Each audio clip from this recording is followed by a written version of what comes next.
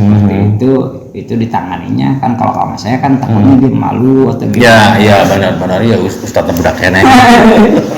Kan saya Malamnya tuh jam berapa paling malam tidurnya? Malam itu saya jam 11 jam 12 ya. Cukup malam juga. Terus bangun jam berapa? Bangun ya sekitar jam 4:30 jam 4. Assalamualaikum warahmatullahi wabarakatuh. Ketemu lagi dengan gue Rinsegi, dan di sebelah kanan saya atau sebelah kiri dari pemirsa itu adalah saya ditemani oleh seorang ustadz atau guru ngaji. Dan sebelumnya tolong kenalin dulu. Bismillahirrahmanirrahim. Assalamualaikum warahmatullahi wabarakatuh. Waalaikumsalam. Saya ini adalah Ismatullah, putra dari Bapak Haji Hasan Mustafa sebagai pendiri Majelis dan Mushola ini. Saya ini anak ketujuh alias anak ketujuh bungsu ya. Ya, mudah-mudahan apa yang diamanatkan kepada saya dan keluarga, saya insya Allah berikan kemudahan kepada keluarga saya untuk meneruskan amanah ini, mengurus majelis, madrasah dan mushola. Majelis, madrasah dan mushola. Jadi pemirsa dan pemirsa ini namanya siapa tadi? Ismatullah ya. Panggilan sehari-harinya Ismat atau Ustadz Ismat. Dia masih sangat muda, jauh dari saya usianya. Dan Ustadz ini dia ngajar guru ngaji dari tingkatan SD juga SMP, SMA, atau yang lebih dari SMA juga ada kali ya? Ada anak kuliahan, ya, waktunya itu tergantung dia. Oke. Nah gini, Ustadz, saya mau nanya ini, Ustadz kok udah masih muda gini ya, atau sebelum jadi waktu tingkatan remaja lah, apa memang kebawa oleh bapak almarhum orang tua, atau memang ada nurani sendiri sampai ya rata-rata yang muda biasanya tahu sendiri hidupnya selalu poya-poya, hura-hura lah maksudnya. Gimana tuh, Tat? Terus terang ya, emang dari dulu waktu sebelum pesantren itu ya saya ya jiwa muda lah gitu. Ada gelora untuk main-main, udah sana sini. Ya, namun ketika saya beranjak mau setelah SMA, itu saya terdorong oleh keinginan almarhum yang pengen diteruskan ke pesantren, dan akhirnya saya wujudkan. Almarhum maksudnya bapak kan? Saya pengen anaknya ke pesantren. Ya, emang kakak-kakak saya semuanya pada pesantren. Pesantren semua.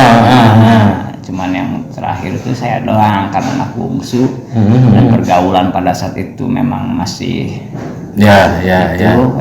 Jadi alhamdulillah saya masuk pesantren sampai dari 2007 sampai 2016 saya di pesantren, dan alhamdulillah saya bisa meneruskan di sini. Ngomong kelahiran berapa? Saya kelahiran tahun 87. 87 berarti 30 berapa tuh? 35 kali ya. 35an pemirsa kurang lebih. Nah ini murid-muridnya itu rata-rata terutama yang anak kecil nih. Kan memang kalau anak kecil harus dipupuk. Tapi kadang-kadang gini perjalanan hidup itu biasanya dia yang agak gede suka jarang dipakai tuh. Itu gimana nyiasatinnya tuh supaya mereka ya paling nggak nempel, karena bahasa Arab kan jarang dipakai tuh kalau di kehidupan sehari-hari. Iya. Kalau saya sih sistem metodenya kalau untuk anak usia SD sampai SMA lah, sampai SMA itu saya sistem metode hafiz, artinya hafalan.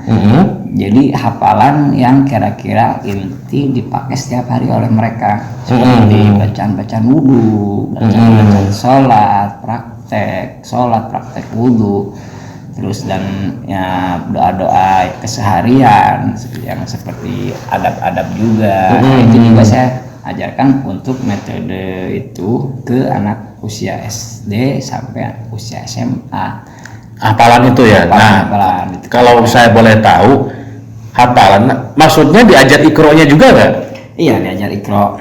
Kalau ikro kan wajib kan, setiap mereka datang itu wajib ikro, wajib baca, baca yang dia yang dia bacain sampai ikro mana sampai ikro mana. Nanti kita yang bimbing pembacaannya, makharijul hurufnya, sifat hurufnya itu nanti kita yang kasih tahu mereka gitu. Oh ya. Nah dari murid-murid itu rata-rata warga mana? Apa warga terdekat atau ada warga yang jauh juga? Untuk warga murid-murid di sini sih hampir 60% warga sekitar di sini. Sekitaran sini. Berarti 40% ada yang jauh. Di luar ya. Itu cewek cowok atau cowok semua? Rata-rata. Cewek cowok kalau untuk anak madrasah. Kalau untuk anak pengajian malam itu hampir semuanya cowok, nggak ada yang cewek. Oh, berarti Ustadz ngajarnya mungkin bukan SD, di bawah SD ada nggak yang ini? Di bawah SD, TK gitu ada. Ada juga. Ada juga itu nanti bagian oleh perempuan kakak saya. Oh ya, berarti kakaknya juga sama ustazah juga ya, ngajar ke ngaji juga ya? Kerja sama. Itu setiap hari atau memang ada liburnya di majlis ini? Ini majlis apa madrasah? Ini sih majlis dan madrasah, lalu sholat di atasnya. Nah itu setiap hari ini ya kegiatan belajar mengajarnya? Untuk kegiatan sih dari seperti biasa ya, hari aktif dari hari Senin sampai hari Sabtu. Cuman hari Sabtu itu kita luangkan untuk anak-anak yang dewasa. Sampai hari Sabtu kan anak dewasa aja gitu. Pernah nggak ada murid di sini, maksudnya usianya tuh udah katakanlah di atas 40 atau 50, tapi dia belum bisa apa-apa, cuma dia mau hidup yang benar. Pernah nggak ada yang datang begitu? Pernah ada dulu mungkin ya. Sekarang udah nggak ada sih kalau untuk sekarang. Kalau dulu pernah sering ada ke almarhum belajarnya atau ke Asep tuh, bagian orang-orang dewasa yang seperti itu ditanganinya kan. Kalau sama saya kan takutnya dia malu atau gitu. Ya benar ya Ustadz budak kene. Jadi sama kakak saya itu. Termasuk yang ini maksudnya yang orang-orang yang dulu narkoba tapi dia memang udah hijrah gitu, sadar. Sempat ada. Bahkan waktu beberapa bulan ke belakang pernah ada dari narapidana mantan napi, akhirnya dia bebas. Dia pernah pesantren di sini, ikut nginep di sini, ikut pengajian di sini sampai dia bisa baca Al-Quran. Alhamdulillah itu hanya beberapa bulan, hidayah Allah, taufik hidayah ya. Sama dia itu memang betul, dia itu benar-benar taubat, itu datang ke sini dia pengen belajar agama, pengen belajar Al-Quran. Saya bimbing dan alhamdulillah hanya kisaran 8 bulan hampir 1 tahun. Dia sekarang udah keluar, udah punya anak baik, alhamdulillah. Dalam artian udah keluar dia memang udah ini juga ya, udah kepegang juga ya ilmu agamanya ya. Agamanya ya untuk dasar dia sendiri ya. Alhamdulillah dia bisa. Cuman untuk yang lainnya ya dia paling pantau WA, tanya-tanya masalah, WA. Nah kalau boleh tahu di antara ininya itu ada sistem kelas atau gimana sih ya untuk katakanlah usia SD, usia SMP yang ngaji? Saya awam nih, saya taunya ngaji aja. Ya emang kalau metode di Bogor itu kan, di kota Bogor itu belum ada istilahnya, belum ada perda seperti di daerah-daerah Sukabumi, yang lain itu sudah ada perda. Artinya jadi Kementerian Agama di wilayah daerah Sukabumi itu sudah struktur sampai mereka itu mengeluarkan SK bahwa masuk SD itu harus dengan didampingi masuk madrasah diniyah. Kalau di kota Bogor itu dia belum ada perdanya karena melihat mungkin dari minat dan gedung madrasah diniyah di daerah kota Bogor ini belum memadai. Sampai saya kemarin sampai survei di kota Bogor itu madrasah diniyah itu hanya 10% dari masih sedikit ya? Sedikit dari kecamatan. Per kecamatan itu saya paling banyak per kecamatan itu paling 5 madrasah. Seharusnya kan satu kelurahan satu. Ya. Minimal. Itu kan rata-rata ngaji itu kan rata-rata sore ya, setahu saya loh. Kalau pagi berarti nggak ada tuh. Kalau pagi kan kita juga di sini ada RA juga. Oh Iya. Mendirikan yayasan, alhamdulillah sudah terbentuk yayasan dan akhirnya dibikinlah RA oleh kakak saya juga yang ngurusin. Jadi Ya, Ustadz Asep itu. bukan Ustazah Uun. Oh, perempuan berarti ya? Iya perempuan. Karena yang masalah anak-anak kan biasanya yang paling dekat itu perempuan. Ya. Laki-laki mah kan. Iya, perempuan lebih sabar, lebih telaten. Udah sabar.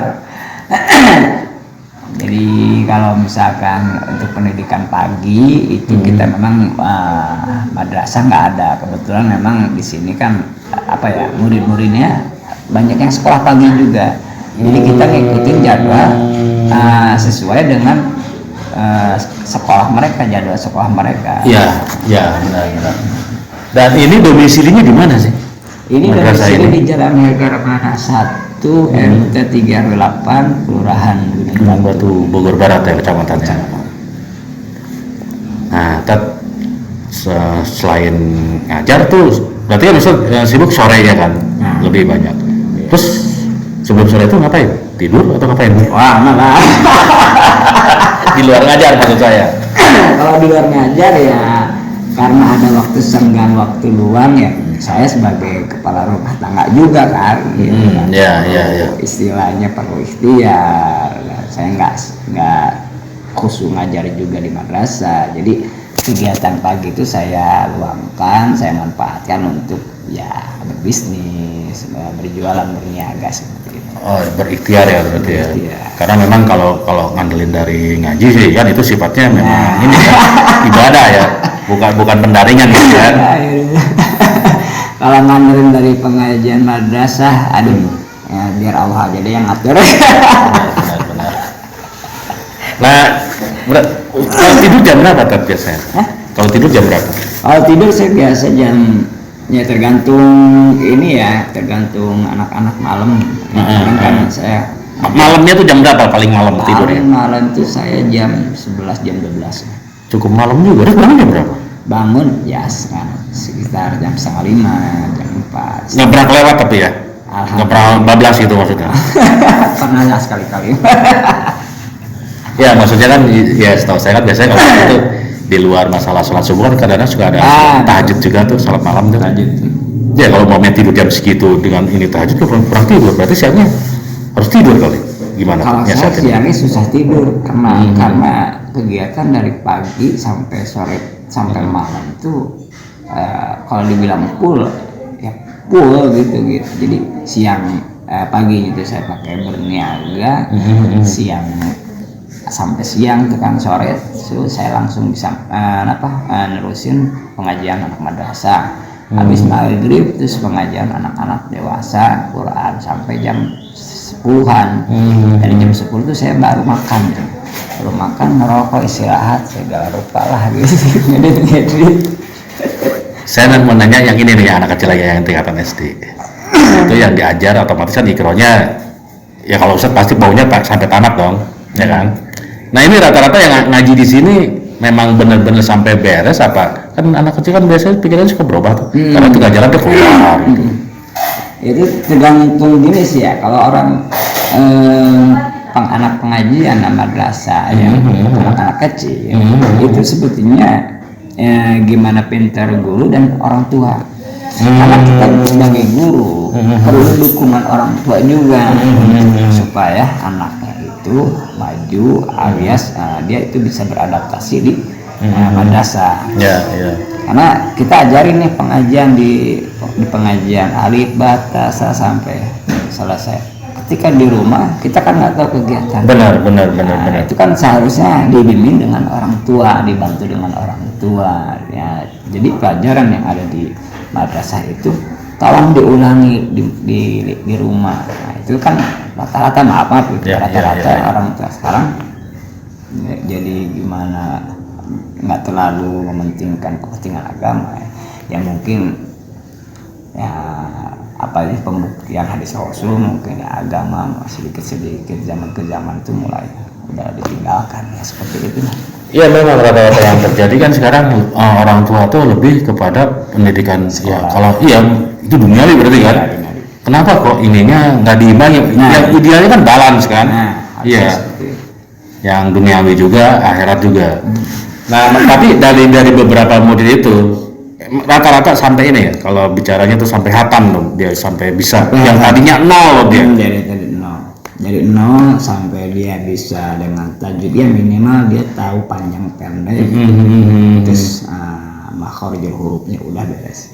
Sampai situ kalau untuk bacaan kan. So, untuk minimal kan nanti kan kalau ketika dia menerusin, jadi dia punya modal. Iya. Terusin artinya ke pesantren atau ke misalkan ke tingkat yang lebih tinggi seperti anak-anak pengajian malam kan itu udah tingkat dewasa. Jadi pengajian kitab gitu. Karena saya mau nanya Ustadz pribadinya Ustadz usia segitu kan kalau mamanya keluar nih pasti Ustadz suka keluar kan jalan-jalan itu refreshing lah bisa dibilang pasti. Kan. Nah kalau ngeliat hal misalkan ya diskotik, gitu enggak maksudnya masih ada sedikit godaan enggak? Ya atau enggak ngeliat cewek seksi lah. Kira-kira gimana tuh Tad? Karena situ masih muda. Kalau untuk pribadi nih ya. Jujur ya. Jujur kalau misalkan untuk pribadi sendiri main-main diskotik seperti anak muda yang sekarang. Sedang kalau untuk diri sendiri nggak terlalu suka gitu ya. Kalau untuk main-main seperti itu, kecuali mungkin main-main ke laut lah, ke istilahnya yang refreshingnya ya maksudnya ya. Refreshingnya yang seperti itu, nggak ke refreshing yang acara yang seperti kayak gitu saya terus terang untuk pribadi kurang minat. Nah namun tadi ada pertanyaan cewek cantik, itu saya kira mau iya saya bicara gini karena Ustadz juga manusia. Nah mungkin kalau yang udah sepuh mungkin rata-rata masih bisa lah dia ini. Saya kan kadang-kadang yang mudah-mudahan nih gimana. Karena kalau bicara manusia kan kita sama-sama manusia. Ini intermezzo kan. Saya kira normal ya kalau misalkan seusia saya, apalagi kan itu kan godaannya lebih besar. Jadi ya tapi alhamdulillah saya rem ketika misalkan ada cewek cantik nih, saya ingat istri. Ada cewek cantik, saya di rumah lebih cantik ya. Ada di rumah lebih cantik. Nah maksudnya ingat istri itu kan udah nikah kan, sebelum nikah juga memang udah ini kan kehidupannya memang ya udah lurus gitu ya, udah jadi ustadz gitu kan. Nah maksudnya saya bicara waktu bujangan juga nggak ini tapi ya nggak sampai gimana gitu kan. Kalau untuk bujang itu alhamdulillah emang kan saya dari SD itu kepantau sama orang tua, pendidikan lingkungan Islami gitu ya. Iya. Nah jadi diajari sama orang tua itu jangan terlalu dekat dengan hal-hal yang berbau maksiat. Iya. Sampai saya SMA saya kenal dengan dunia luar. Alhamdulillah penerapan dari orang tua tuh kepake gitu, jadi nempel gitu. Paling ya paling bandel saya itu maksud itu paling ngerokok mungkin ya sebetulnya, padahal makruh nggak pernah yang kayak gitu alhamdulillah. Jadi ada rem karena dari dasar mungkin ya, orang tua saya itu mendasari saya sama anak-anak yang lain. Jadi alhamdulillah ternyata dan betul metode orang tua saya itu saya pakai sekarang. Saya pakai untuk anak-anak yang usia 5 tahun ke atas sampai usia 5 sampai 10 tahun disebutnya balita ya?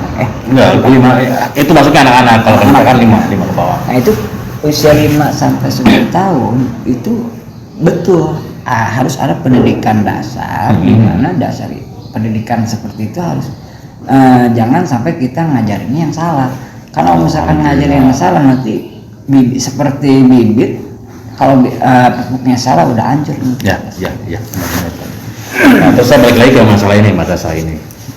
Tadi kan kalau saya di situ ngomong bisa nginep juga. Dalam artian berarti menerima juga kalau seandainya ada warga yang jauh dari tempat sini ya, misalkan dari Sukabumi atau dari Lewiliang, yang ini ingin mondok, maksudnya mondok itu dalam artian dia ingin belajar benar-benar nekunin agama, berarti menerima dong. Kalau untuk sekarang sih ya. Untuk sekarang belum bisa karena masih ada pembangunan belum beres. Tapi kalau dulu bisa itu dulu karena banyak kamar atau kobong yang masih kosong gitu. Kalau untuk sekarang kan udah ada keisi gitu, saudara yang orang-orang sekitar sini yang Oh. itu nginepnya itu hanya datang ke sini tuh malam, terus dia pagi dia kerja gitu. Oh enggak, ada orang sekitar sini, berarti dia nginep ke sini tuh maksudnya memang ada tujuan kan, maksudnya ingin belajar gitu kan, Belajar di sini. bukan nginep kayak Enggak. nginep nyantai itu bukan kan? Ya nginep Ya, aja gitu, hotel nginep atau di ini. Ada beberapa orang yang makanya sering nginep di sini, anak-anak pengajian malam dewasa terutamanya laki-laki, karena saya nggak nerima yang perempuan kalau untuk malam. Ya. Ya khawatir lah kalau malam-malam perempuan kan, kalau pengajian malam kan saya kadang suka lupa waktu kalau udah ngaji sampai jam 10 sampai dari jam 8. Ya. Ya memang dia udah lebih pantas diutamain Laki-laki. apalagi pulang malam atau Jadi makanya pada nginep kalau misalkan anak laki-laki di bawah, nginepnya di ruang tamu. Belum beres mana. Nah, rencana kedepannya apa Tat untuk diri Ustadz sendiri? Rencana ke depan ya saya sini ke depannya ini ya, insya Allah mudah-mudahan ya, ini lagi pembangunan kamar anak-anak juga gitu kan, kasihan.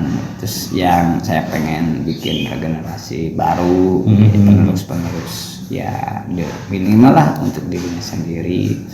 Itu sih jadi rencana inti dari saya tuh, pengen bikin kobong dulu buat anak-anak agar terpantau setidaknya kalau misalkan di lingkungan.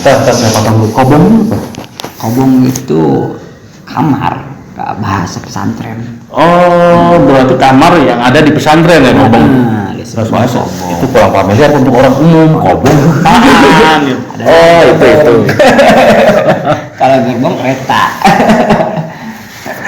Kobong, jadi kobong tersebut kan kalau misalkan ada lingkungannya bahasanya kobong pesantren. Setidaknya anak-anak di situ tuh ngobrol nggak kemana-mana. Oke.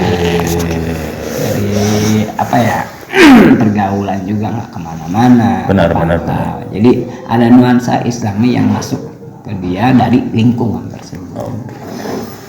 Ya udah Tat, kayaknya cukup untuk saat ini. Siap. Ini pemirsa, saya baru ngobrol dengan seorang Ustadz Ismat. Ini lokasinya berada di wilayah Hergamana, Kelurahan Gunung Batu, Kecamatan Bogor Barat. Ini sedikit obrolan dengan Ustadz yang ya usia muda, dia udah berani menjadi Ustadz dengan kesibukan kesehariannya. Nah, Ustadz, masih atas obrolannya. Siapa? Ya pemirsa, sampai sini dulu. Saya Erwin Segi dan ini Ismatullah. Assalamualaikum warahmatullahi wabarakatuh.